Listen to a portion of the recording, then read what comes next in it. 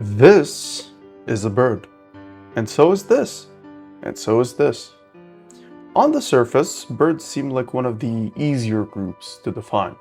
They have feathers, they have beaks, they're warm-blooded, they lay eggs, they have hollow bones, and most of them fly. You see a robin on a fence post, and you don't need a biology degree to know what it is. But watch what happens when we try to actually place birds on the tree of life. Birds are, by every measure phylogeny has, reptiles. Not metaphorically, not in a loose ancestral sense, they sit, right now, inside the clade Reptilia, nested within the dinosaurs, which they themselves are nested within the archosaurs. The same group that contains crocodiles. If you draw a circle around all living reptiles and try to exclude birds while keeping crocodiles inside it, you've drawn a group that doesn't reflect actual evolutionary history. The evidence is everywhere when you start looking. Birds have scales, not just ancestrally, but right now. On their feet and legs, birds have scales that are developmentally and structurally identical to those of other reptiles. They have a cloaca, the single posterior opening that reptiles use for reproduction, digestion, excretion simultaneously, which mammals replaced with separate systems. Bird eggs have the same amniotic membrane structure as reptile eggs. Bird skulls share a whole suite of features with theropod dinosaur skulls, features that are not present anywhere else in the animal kingdom. The feathers threw us off for a very long time. Feathers seemed like such a radical departure, so uniquely bird, that they anchored birds in their own separate mental category for centuries. But feathers are modified scales, and feathers, we now know, were not invented by birds. Here is something most people carry around as a mental image. Dinosaurs were basically big, scaly, slow, cold-blooded lizards. Sluggish, dim, reptilian in the most popular sense. This picture is almost entirely wrong, and it matters enormously for understanding birds. The emerging consensus from the last 30 years of paleontology is that many, possibly most, non-avian dinosaurs were far more dynamic than that. Evidence for insulation, high metabolism, rapid growth rates, complex social behavior, and parental nest care has accumulated steadily. Some species were almost certainly warm-blooded. Many had feathers. The reason this matters is that birds don't look strange against the backdrop of actual dinosaur biology. They look like the logical continuation of it. The hollow bones, the high metabolism, the complex vocalizations, the feathers, the parental nesting behavior, none of it came out of nowhere. It was actually there, in the theropod lineage, long before any of them tried to fly. Birds aren't a departure from the dinosaur body plan. They're its most successful expression. For most of scientific history, the leading theory was that birds appeared after the non-avian dinosaurs went extinct, that the asteroid cleared the stage, and birds stepped into the vacuum. This is wrong. Birds evolved in the Mesozoic, deep in the Jurassic period, over 150 million years ago, well before the T-Rex, while many great dinosaurs were still very much alive. A lineage of small feathered theropods began experimenting with flight. Early birds didn't inherit an empty world. They competed for resources, space, and survival alongside non-avian dinosaurs and pterosaurs, in skies and ecosystems already crowded with things trying to eat them. The fossil that sits right at, or, well, very near the transition is Archaeopteryx. Discovered in Germany in 1961, 2 years after Darwin published On the Origin of Species, it arrived at a moment when the scientific world was desperate for a transitional fossil. And it delivered. It had feathers, fully formed, asymmetric flight feathers, the kind you find on modern birds. But it also had a jaw full of teeth, 3 clawed fingers on each wing, and a long bony tail. No beak, no fused tail vertebrae. It looked in the most literal sense possible, like someone had taken a small feathered dinosaur and told it to try to fly. For over a century, Archaeopteryx was treated as the definitive origin of birds, the line over the rock. But then, through the 90s and early 2000s, fossils emerged from China, and the line dissolved entirely. Feathered theropods were everywhere. Microraptor had 4 wings, Anchiornis was covered head to toe in pennaceous feathers, and predated Archaeopteryx by at least 10 million years. Suddenly, Archaeopteryx wasn't the beginning of birds. It was one data point in a vast, messy, overlapping cloud of feathered dinosaurs experimenting with increasingly bird-like bodies, most of which went extinct, and one of which did not. Birds didn't appear after the dinosaurs. Birds are dinosaurs. When the asteroid hit, every non-avian dinosaur died. The avian ones didn't. Although this wasn't instant, it was due to the fallout from the asteroid, but that's a topic for another video. Point is, the asteroid hits, the non-avian dinosaurs are gone, and the ecological roles they occupied, being apex terrestrial predator, large cursorial hunter, a dominant land animal, those niches were simply empty. Mammals eventually filled most of them, but mammals were slow to get started. In the early Paleogene, something else stepped into the vacuum first. Birds tried to become dinosaurs again, meaning they were emulating the non-avian cousins.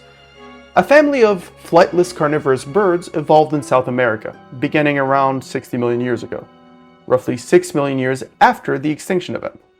And the largest of them, the coelacanth, is genuinely difficult to process as a bird. It stood at nearly 2 meters tall, but it weighed somewhere in the range of 220 kilograms. And its skull, the skull alone, was 71 centimeters long, making it the largest skull of any bird ever discovered, living or extinct. That beak was massive, hooked and designed to drive downwards with an axe-like strike powerful enough to kill prey outright, or stun large ones. Its legs were long and built entirely for speed, not for perching, with estimates putting its running pace at over 45 kilometers per hour. Now, consider what else stood at roughly that height. The Carnotaurus, the horned theropod from the late Cretaceous of South America, the same continent coelacanth would later haunt, stood at around 1.5 meters at the hip, putting its head at a comparable level to the coelacanth. Both were fast, bipedal, built around a weapon at the end of a long neck, with reduced forelimbs that played very little role in their actual business: killing. Coelacanth had no forelimbs worth mentioning at all, just vestigial wings, which, if anything, makes it more theropod-shaped than a lot of other theropods. Stripped down to the absolute essentials of the body plan: 2 meters tall, fast, axe beak at the front of a long neck, killing done entirely from the front on 2 legs. This is not a coincidence. This is convergent evolution, a topic for yet another video. Or more precisely, it's the bird lineage freed from competition, sliding back towards the body plan that had dominated land ecosystems for over 165 million years. Because that body plan works. The theropod formula was always good. Birds simply rediscovered it. The large predatory birds dominated South America for tens of millions of years. Then, around 3 million years ago, North and South America were reconnected by a narrow land bridge. And across it came the placental mammals of the north.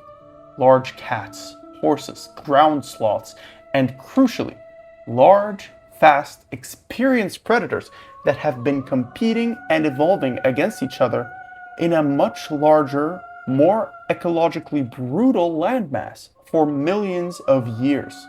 The giant predatory birds, apex killers for 50 million years, met that competition and lost. The last fossils date around 2.5 million years. The second age of the giant theropod body plan lasted 50 million years, and ended not with an asteroid, but with better optimized mammals crossing a narrow strip of land. We've talked about birds as evolutionary history. Let's end with 3 living examples that make the same point in the present tense. The Blakiston's fish owl, the largest owl alive today, found in the old-growth forests of Russia, China, and Japan along rivers and streams. It hunts fish directly from the water, wading in shallows or snatching prey from the surface. It has a wingspan approaching 2 meters. It weighs up to 4.5 kilograms. Most people's mental image of an owl is something that fits into cupped hands. The Blakiston's fish owl would cover your torso.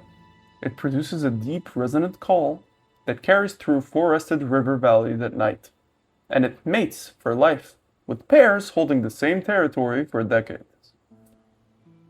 It is critically endangered, however, with estimates of a few hundred to a few thousand individuals remaining, primarily threatened by logging of the old-growth forests it depends on for nesting. The cassowary. If you wanted to build a living argument that birds and theropod dinosaurs are the same thing, you would build a cassowary. It's a large, flightless bird native to the rainforests of New Guinea and northeastern Australia. An adult stands up to 2 meters tall and can weigh 60 kilograms. It has a bare blue and red head, a bony casque on top of its skull, whose exact function is still debated. It may help push through dense undergrowth. It may help detect low-frequency sound. It may be for display. Who knows?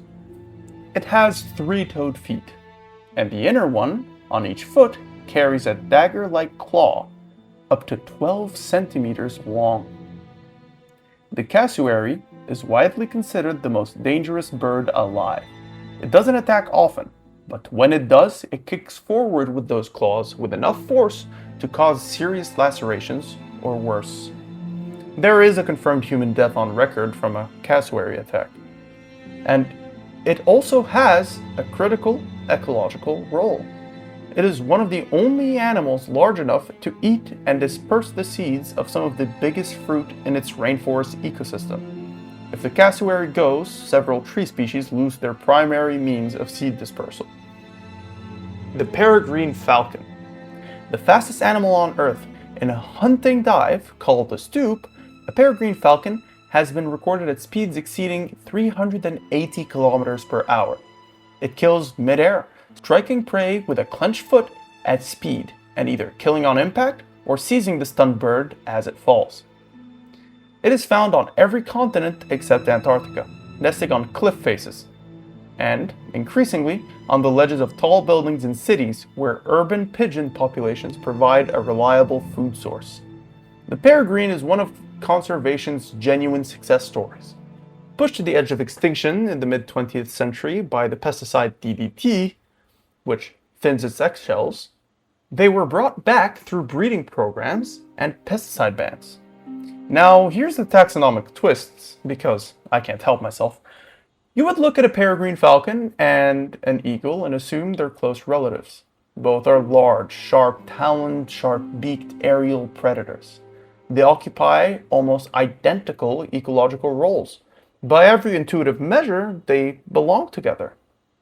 However, they do not. Molecular phylogenetics revealed that falcons are not closely related to eagles at all. Eagles belong to the order Accipitriform. Eagles belongs to this order I can't pronounce, and falcons belong to this order I can pronounce, which sits in the tree of life as a sister group to this order that I can't pronounce, which are the ferrets. The peregrine falcon, the fastest animals alive, is more closely related to a parrot than it is to an eagle. The shared features, the talons, the hooked beak, the predatory lifestyle, are convergent evolution. Two separate lineages arriving at a similar body plan for similar reasons, from very different starting points. Just like the terror birds and the theropods. Just like every time we assume that things which look alike must be alike. The tree doesn't care what we expect. It just keeps branching. Thank you for watching.